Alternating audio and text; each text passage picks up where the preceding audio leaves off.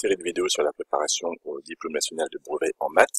Nous allons traiter un sujet d'anal qui s'appelle le problème des takoyaki, qui fait référence à la géométrie dans l'espace, au volume des sphères et à des conversions d'unités.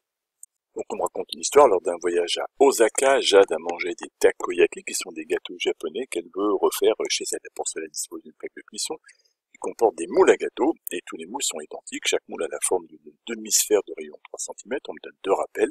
Et la première question, calculer le volume d'un moule, propose d'unité en centimètres cubes arrondi, arrondir le résultat au dixième. On me demande le volume d'un moule. Or, dans l'énoncé, on me dit que le moule a la forme d'une demi-sphère. Donc calculer le volume d'un moule revient à calculer le volume d'une demi-sphère de rayon, donc 3 cm, qui m'est donné dans l'énoncé. Le volume est rappelé d'une sphère complète par cette formule. Comme je veux en faire la moitié, je multiplie par 1/2, la formule qui m'est rappelée ici, 4 tiers fois pi fois rayon au cube. Il s'agit maintenant de remplacer le rayon au cube par le rayon proposé dans mon énoncé, qui était de 3 cm fois 3 au cube. Si vous êtes à l'aise en calcul numérique, eh bien vous devez pouvoir simplifier ce calcul-là. C'est une calcul à la calculatrice. Si on estime qu'on est à l'aise en calcul numérique, le 4 va s'écrire 2 fois 2 ici. Et comme il y a un 2 au dénominateur, on va pouvoir simplifier un 2 au numérateur et au dénominateur. Il nous restera donc un 2. 4 divisé par 2 fait 2.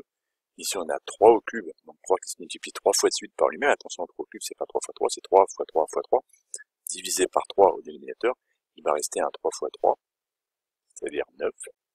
Et il va rester pi, ce qui au total va faire 18 pi. Cette unité-là, ce volume que nous avons trouvé est en centimètres cubes. C'est la question qu'on m'a posée. On m'a demandé d'arrondir le résultat au dixième, ce qui fait 56,5 cm3. Dans la deuxième question, on considère que le volume d'un moule est de 57 cm3, ce qui est cohérent avec ce que nous avions trouvé avant, c'est arrondi à l'unité. On dit que Jade a préparé 1 litre de pâte, elle doit remplir chaque moule aux 3/4, et donc combien de takoyaki pourra-t-elle faire?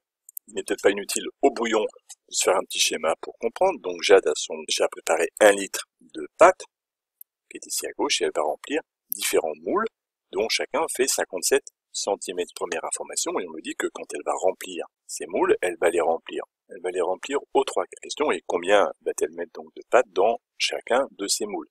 Si 57 cm3 c'est le volume total, eh bien dans chacun des moules, elle va mettre 3/4 de 57 cm, qui fait 42,75 cm3.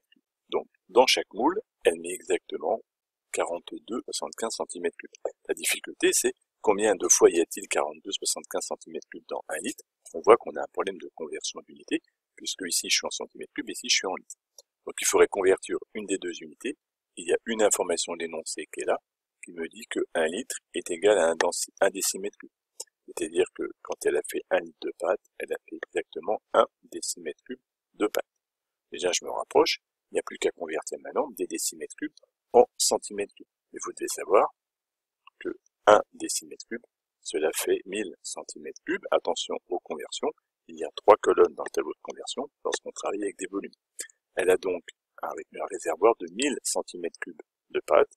Chaque moule fait 42,75 centimètres cubes. Il va suffire de diviser 1000 par 42,75, fait environ 23,4. Jade pourra donc faire 23 takoyaki.